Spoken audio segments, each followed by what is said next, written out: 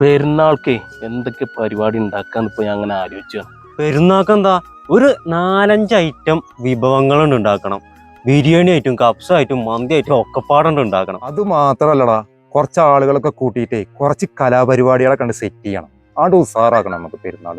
സംഭവം അതൊക്കെ വേണ്ടതന്നെയാണ്. പക്ഷേ അതിൽ കിടക്കരുത്. നമ്മൾ ഈ 10-30 ദിവസം നോമ്പ് നോച്ചിട്ട് ലാസ്റ്റ് ആ പെരുന്നാളിൻ്റെ അന്ന് അതിനൊന്നും ഒരു വിലയില്ലാതാക്കുന്ന ഒരു സ്വഭാവമുണ്ട്. അത് ഉണ്ടാകാൻ പാടില്ല. ഭക്ഷണങ്ങൾ നല്ല ഭക്ഷണങ്ങളൊക്കെ ഉണ്ടാക്കുക, നമ്മളെ കുടുംബ ബന്ധങ്ങളൊക്കെ ഒന്ന് പുലർത്തുക, എല്ലായിടത്തും പോവുക, സ്നേഹബന്ധം പുലർത്തുക. ചെറിയ ചെറിയ മക്കളുണ്ടാവുമല്ലോ, ഓൽക്കൊക്കെ ഒരു സന്തോഷത്തിന് 5-10 ചായക്ക് കൊടുക്കുക.